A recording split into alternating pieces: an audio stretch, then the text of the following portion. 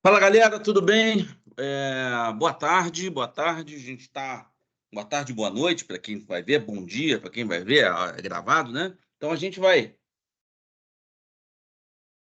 falar aqui na nossa jornada de aprendizagem sobre competência material no processo do trabalho, tá? Bom, a gente já sabe que competência está rigorosamente ligado com a questão da jurisdição, né? Porque a jurisdição, ela é o poder-dever de solucionar os conflitos de interesse, né?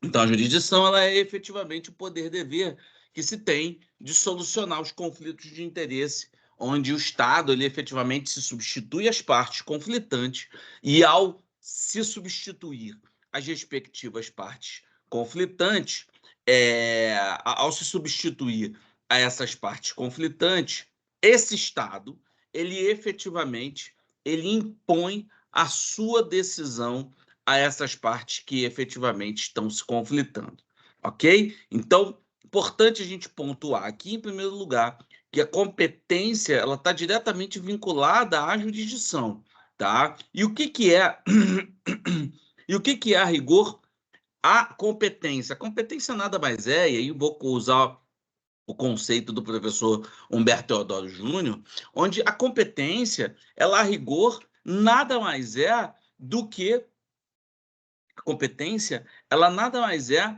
do que o fracionamento da jurisdição.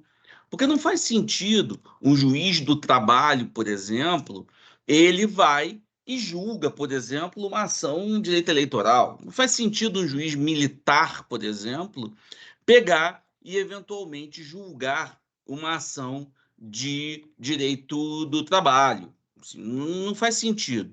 Então, a competência ela é organizada, tá? A competência dessa forma, ela passa, portanto, a ser organizada, ela passa por ser organizada em, é, através do seu respectivo fracionamento, tá? Então você tem essa questão do fracionamento de jurisdição, tá? Eu estou usando um conceito do professor Humberto Teodoro Júnior.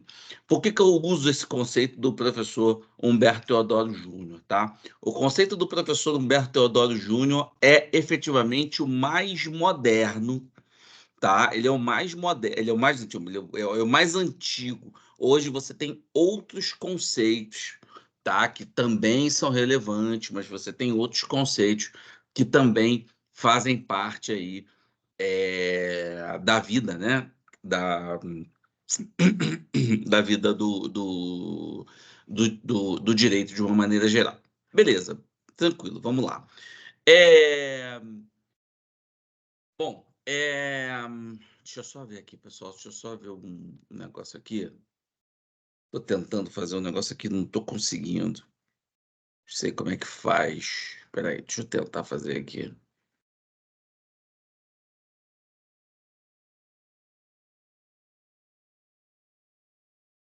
É, não tô conseguindo, não.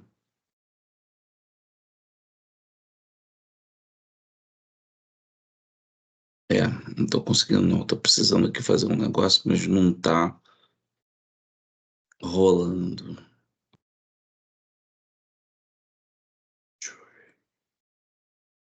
Não.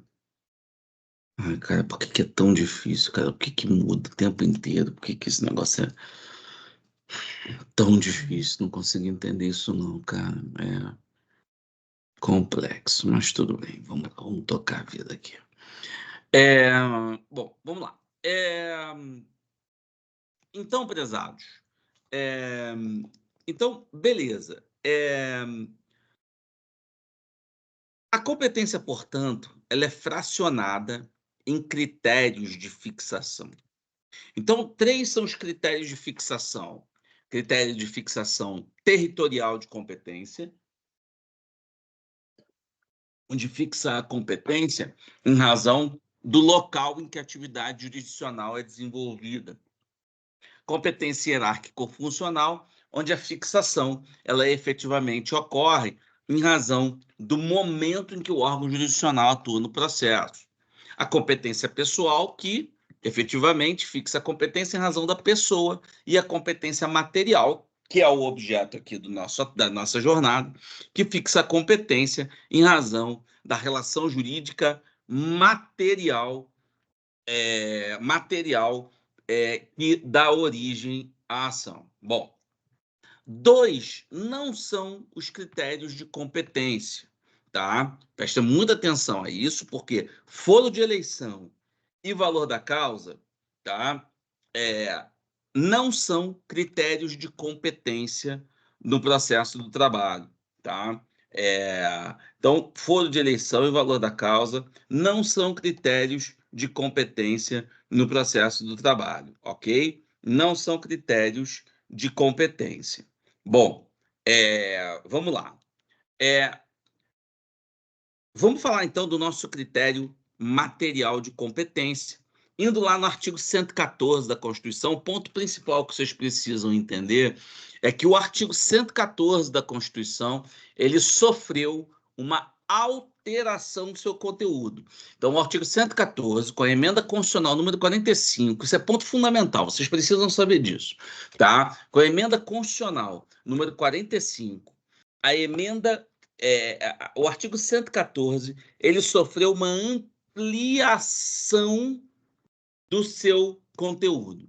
Então, antes, a Justiça do Trabalho, ela se limitava a julgar apenas as relações entre empregados e empregadores. E aí dizia expressamente a redação do artigo 114 antigo, que compete à Justiça do Trabalho processar e julgar, e aí dizia o artigo 114, as relações entre empregados e empregadores, ou seja, o critério era pessoal, tá? Pós-emenda constitucional 45, vocês vão observar aí no artigo 114, inciso 1, que compete à Justiça do Trabalho processar e julgar 2 pontos, as relações de trabalho. Então, repare que a Justiça do Trabalho, ela não julga só a relação de emprego, não julga só empregados e empregadores. A Justiça do Trabalho, ela julga relação de emprego, trabalho autônomo, trabalho avulso, estágio, trabalho voluntário. Então, ela julga aí uma série de demandas, tá? Então, a Justiça do Trabalho, ela efetivamente julga uma série de demandas específicas, tá? Então, ela julga aí uma série de demandas que são objeto a partir de agora. E a gente começa a partir do artigo 114, inciso 1, que diz lá, né? Compete à Justiça do Trabalho processar e julgar as relações de trabalho. Compete à Justiça do Trabalho processar e julgar as relações de trabalho, inclusive da administração pública, direta, indireta, fundacional, não sei o quê, direta, autárquica, fundacional dos poderes, né? Federal, estadual. Então, na verdade, pela redação do artigo 114, inciso 1, julgaria tudo, tá? No entanto, tá? Isso sofre, o Supremo Tribunal Federal, ele entende que no caso de servidores públicos, como a relação de servidores públicos não é uma relação horizontal de natureza contratual, e sim uma relação estatutária, ou seja, uma relação vertical, onde a administração pública ela está acima do privado, necessariamente essa relação estatutária retira da Justiça do Trabalho a competência para julgamento, trazendo a competência para a Justiça comum estadual ou federal, a depender do órgão. Então, o primeiro caso julgado pelo Supremo foi esse da ADIM 3395, que diz exatamente que nos casos em que houver julgamento de servidores públicos, juízes, membros do Ministério Público, pertencentes à administração direta ou indireta, autarquias e fundações aí incluídos, tá? A Justiça do Trabalho, ela efetivamente não vai julgar. A Justiça do Trabalho só vai julgar se o ente for público e o ente for público de direito público. E aí eu estou falando de empresas públicas e sociedade de economia mista, Eu estou falando de empresas públicas, é que eu estou pegando farofa aqui, tá? Agora eu estou falando de empresas públicas e sociedade de economia mista, tá? Nesses casos das empresas públicas e sociedade de economia mista, aí nesses casos a Justiça do Trabalho efetivamente vai julgar. Segundo caso, onde efetivamente eu não tenho competência de Justiça do Trabalho, são as competências para ações penais. E isso, eu acabei de sair de um congresso agora no TSE, e isso já está dando o que falar. Tá? Então, o Supremo, há muitos anos atrás, na ADIM 3654, o Supremo Tribunal Federal entendeu que, como nas ações criminais a ratio de julgamento, ou seja, o centro do julgamento, era a questão da proteção à vida e o crime, né, e a proteção, obviamente, vida e liberdade, obviamente não havia de se falar de competência da Justiça do Trabalho, uma vez que a competência da Justiça Criminal seria, portanto, a ela, e a Justiça do Trabalho, inclusive, ela teria uma aproximação muito maior da Justiça Civil do que da própria Justiça, da Justiça Penal, criminal, né? E aí, portanto, na oportunidade, na ADIM 3654, num voto do ministro Celso Brito, do César Brito, perdão, ele entendeu que se versar sobre crime numa ação trabalhista, se versar sobre crime, tá? Número um, a competência sempre será da justiça comum. Só que aí depende do crime. Se eu estiver falando dos crimes contra a organização do trabalho, a competência é da justiça comum federal. Então, se eu estiver falando de crimes como falsificação de carteira de trabalho, falsificação de documento público, sabotagem de greve, crime de redução à condição análoga de escravo, esses crimes são todos da Justiça Comum Federal. Outros crimes, Justiça Comum Estadual. Onde está dando problema isso hoje, 2024, agora mês de abril, quase maio, acabo de sair do Tribunal Superior Eleitoral, onde o Ministério Público do Trabalho promoveu no TSE um seminário, né, um pouco mais restrito, sobre isso, tratando sobre a questão do assédio eleitoral, tá? A questão do assédio eleitoral, tá? Porque você, de alguma forma, você impedir a eleição é impedir a democracia. Impedir a democracia acaba sendo crime previsto na legislação eleitoral. E aí, será que os assédios eleitorais eles não são julgados pela Justiça do Trabalho? Esse aí foi um tema que se colocou lá, tá bom? Então vamos lá. A princípio, não por decisão do Supremo, tá? Inciso 2, 114, inciso 2, ações que envolvam o direito de greve. Aqui, prestem atenção, porque a emenda constitucional 45 ela não inova muita coisa, porque o TST ele já entendia anteriormente que que a Justiça do Trabalho ela julgava a abusividade da greve. Isso já era entendimento simulado na súmula 189 do TST. No entanto, após a emenda constitucional número 45, a Justiça do Trabalho ela efetivamente passou a julgar a abusividade da greve. Perdão, ela passou a julgar não somente a abusividade da greve, como também uma série de ações periféricas, tá? Como, por exemplo, interditos proibitórios, demais ações possessórias, menos aquelas que têm natureza criminal, ações indenizatórias. Então, súmula vinculante 23 faz com que essas ações periféricas ao exercício do direito de greve, elas efetivamente passem a ser julgadas pela Justiça do Trabalho. 114, inciso 3, ações sobre representação sindical, sindicatos, entre sindicatos trabalhadores, entre sindicatos e empregadores. Ponto importante aqui, essas ações, aqui você tem que fazer um corte. Qual é o corte que você tem que fazer aqui? Ações sobre representação sindical. Neste caso, o critério é material. Então, se eu estou falando, por exemplo, de uma ação em que um sindicato quer cindir a respectiva categoria, vamos supor, o sindicato de professores, ele queira cindir a categoria entre sindicato de professores universitários e sindicato de professores do ensino médio e fundamental, por exemplo. Isso é uma ação de representação, uma ação relativa ao território. Então, essa primeira parte, ela é de critério material. A segunda parte, que fala de sindicatos e trabalhadores, sindicatos e empregadores, repara que a competência da Justiça do Trabalho ela está surgindo em virtude, ela está surgindo essa competência da Justiça do Trabalho em virtude do sujeito ente sindical. Então, o critério aí é pessoal e não material. Então, antes da emenda 45, todas essas ações elas vinham para a Justiça Comum estadual, a não ser que a relação fosse entre empregados e empregadores, né? Agora, pós-emenda 45, eu passo a ter todas essas ações vindo para a Justiça do Trabalho, todas essas ações, elas efetivamente vindo para a Justiça do Trabalho, sendo que o que vai mudar é apenas o critério. Se a ação for sobre representação sindical, a competência material da Justiça do Trabalho. Se a ação for sobre competência pessoal, a ação, ela efetivamente passa a ser da Justiça do Trabalho, porém sobre outro critério. Ok? Vamos lá. 4. Inciso 4. Mandados de segurança, habeas corpus, habeas data, quando ato questionado envolver matéria sujeita à sua jurisdição.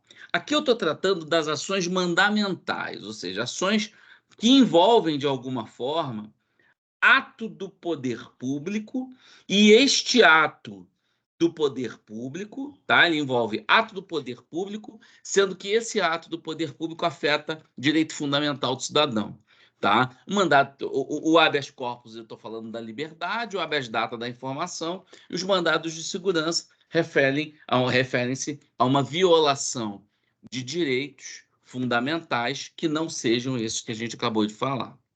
Tá bom? Então, quando eu estou falando aqui da emenda constitucional 45, antes, a regra geral é que a competência é da Justiça Comum Federal ou estadual, tá bom? Excepcionalmente, a Justiça do Trabalho julgava mandado de segurança, habeas corpus, quando o ato vinha da própria Justiça do Trabalho, ou seja, o próprio juiz do trabalho é que efetivamente tinha praticado a ilegalidade. Por exemplo, um eventual caso em que o juiz não, por exemplo, você sabe que as decisões interlocutórias são irrecorríveis, e aí o juiz profere uma decisão interlocutória que não tem o que fazer, é urgente e necessariamente tem que haver um mandado de segurança. Agora, pós-emenda 45, atrai o critério da relação de trabalho. Toda e qualquer ação, inclusive a mandamental, que tratar sobre relação de trabalho, a competência é nossa. Então, por exemplo, a mandado de segurança pode ser um auditor fiscal do trabalho que, por exemplo, ele fecha o estabelecimento, não permite que esse estabelecimento funcione. A competência passa a ser nossa. Pode ser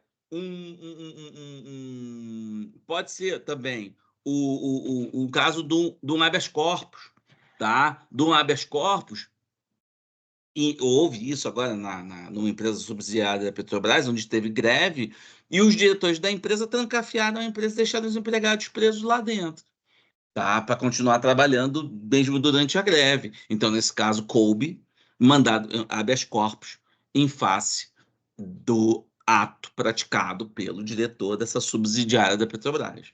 Ok? Então, tudo que se referir à relação de trabalho, ações mandamentais são nossas aqui. Conflitos de competência. Vocês já sabem o que são, o que é um conflito de competência.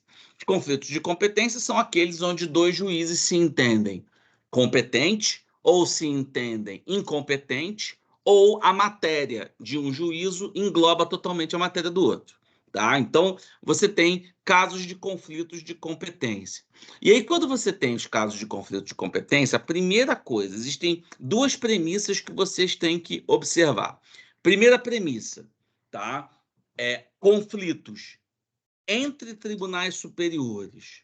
O órgão julgador é sempre o Supremo Tribunal Federal. Então, se tiver um conflito entre TRT e TST, Supremo Tribunal Federal, PRF e o TST, Supremo Tribunal Federal, STJ e um TRT, Supremo Tribunal Federal. Por quê? Porque os tribunais superiores são responsáveis pela guarda da Constituição. E, portanto, é o Supremo que vai os tribunais superiores são responsáveis pela guarda do ordenamento jurídico. E, portanto, o Supremo é que vai definir isso. Atrai a competência. Segunda premissa: o órgão julgador do conflito sempre vai ser aquele cuja decisão vincule ambos os órgãos competentes. Então, por exemplo, você tem duas ações no TRT da primeira região Rio de Janeiro. Uma ação que foi ajuizada em Macaé e uma ação que foi ajuizada, por exemplo, em Niterói. Os dois são primeira região? São. Quem é que vai julgar o conflito? TRT. Porque tem força vinculante para vincular as duas decisões ao mesmo tempo. Agora, vara do trabalho de Macaé com vara do trabalho de Vitória. Vitória, Tribunal Regional do Trabalho do Espírito Santo, 17ª região. Repara que nem o TRT consegue vincular Vitória, nem o Espírito Santo consegue vincular Macaé, que é Rio de Janeiro. Portanto, a decisão vai para o TST. Então, sempre o órgão julgador do conflito é aquele cuja decisão vincula ambos os órgãos competentes, ok? Conflito, ponto importante, entre vara do trabalho e TRT, a que a ele se vincula não tem conflito. Por quê? Porque o TRT é que determina por meio do seu regimento interno, e isso está aí na súmula 420 do TST. E, por último, a gente tem a competência residual do STJ. Todas as vezes que você vir que não tem um conflito, uma forma de você resolver um conflito aparente, joga no STJ, porque o STJ resolve esse conflito de competência residual. Maravilha. Inciso 6. Vamos lá. As ações de indenização por dano moral ou patrimonial decorrentes da relação de trabalho. Isso é a mesma coisa lá da greve. Tá? O TST já tinha entendimento que a Justiça do Trabalho julgava indenizações antes da emenda constitucional 45. Tá? Isso, o TST já tinha superado há muito, muito tempo. Por que o TST tinha superado há muito, muito tempo isso? Tá? Isso já tinha efetivamente sido superado, porque em algum momento da vida, o processo do trabalho, isso já tinha sido superado, porque em algum momento da vida, o TST, o TST não, desculpa, a Justiça de uma maneira geral, entendia que o processo do trabalho, entendia que o processo, desculpa, que o dano moral, ele era de natureza civil, e, portanto, não cabia à Justiça do Trabalho. Esse entendimento foi completamente superado. Tá? Por quê? Porque o dano, apesar da responsabilidade civil ser um instituto de direito civil, o dano é trabalhista. Então, por exemplo, um acidente de trabalho, por exemplo, sem dúvida nenhuma, a competência era da Justiça do Trabalho. Tá? A emenda constitucional 45 só ratificou esse negócio. Tá? E aí a competência efetivamente passa a ser da Justiça do Trabalho, inclusive para os casos de morte onde o herdeiro pede indenização, que foi uma confusão que o STJ fez, mas que efetivamente foi solucionada. 114, inciso 7. As ações relativas às penalidades administrativas impostas aos empregadores pelos órgãos de fiscalização das relações de trabalho. Tá? Então, aqui você tem penalidades administrativas impostas aos empregadores. Tá? Então, pode ser, por exemplo, que um auditor fiscal do trabalho venha aqui, por exemplo, fecha minha empresa. Tá? E eu acho um absurdo isso. Tá? E aí eu ajuizo uma ação. Tá? Vamos colocar na situação contrária. Eu não quero pagar, porque eu acho um absurdo essa multa. Não pago administrativamente, não pago judicialmente. O que vai fazer? A União Federal, ela vai me cobrar isso por meio de uma execução fiscal. No passado, isso era de competência da Justiça Comum Federal. Tá? A Justiça Comum Federal é que julgava isso. Hoje, a competência em razão da relação de trabalho é da Justiça do Trabalho.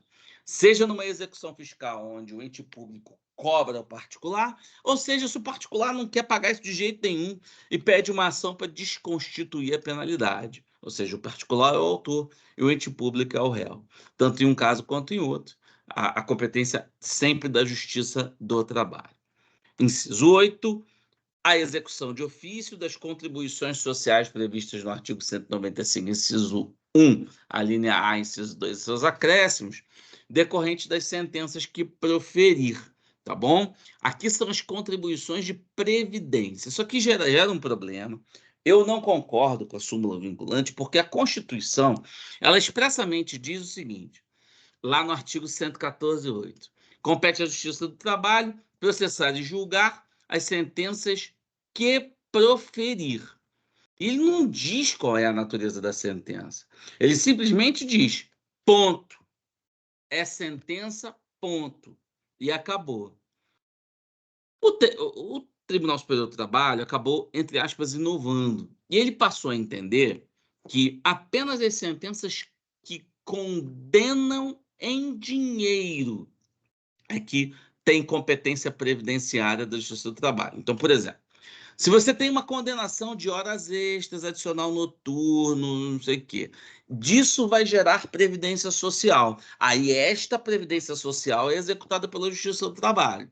Agora, se você tem, por exemplo, um caso em que você tem, se você tem, por exemplo, um caso em que você tem uma, é, você tem um vínculo de emprego e o empregado só pede o vínculo de emprego, ele não pede rigorosamente mais nada. É só o vínculo de emprego nesta hipótese. Então, neste caso, que só tem o vínculo de emprego, tá? Não gera uma sentença condenatória em pecúnia, gera uma sentença de natureza declaratória. E, por isso, a competência deixa de ser da Justiça do Trabalho e passa efetivamente a ser da Justiça Comum, comum federal, por expressa definição constitucional. Isso gerou uma certa controvérsia durante um tempo, mas o Supremo Tribunal Federal ele pacificou o tema na súmula vinculante 53 e a reforma trabalhista também traz essa questão no artigo 876, parágrafo único. Então, esse ponto hoje está fechado. A Justiça do Trabalho só julga sentenças condenatórias. E para a gente fechar aqui, o 114, inciso 9, outras controvérsias decorrentes da relação de emprego na forma da lei. Tá? Então, decorrentes. Aqui a gente tem que fazer uma pontuação. Repara que o inciso 1 fala em oriundas. Então, o que seria essa diferença entre oriundas e decorrentes? Posicionamento predominante. O oriundas, ele seria uma competência da Justiça do Trabalho, a partir do momento que essa Justiça do Trabalho ela efetivamente tem norma autoaplicável na própria Constituição. Então, a própria Constituição diz que a Justiça do Trabalho, a Justiça do Trabalho, ela é a competente para julgar aquilo. E o decorrente? Decorrente se você tivesse lei que determinasse a Justiça do Trabalho como competente. Isso acontece no decreto 10.068, que é o decreto do trabalho temporário. É a única norma que você tem do inciso 9, tá bom? Decreto 6.068 do trabalho temporário. Ok, prezadíssimos? Olha, foi um prazer mais uma vez estar com vocês. Fiquem com Deus. Um abraço.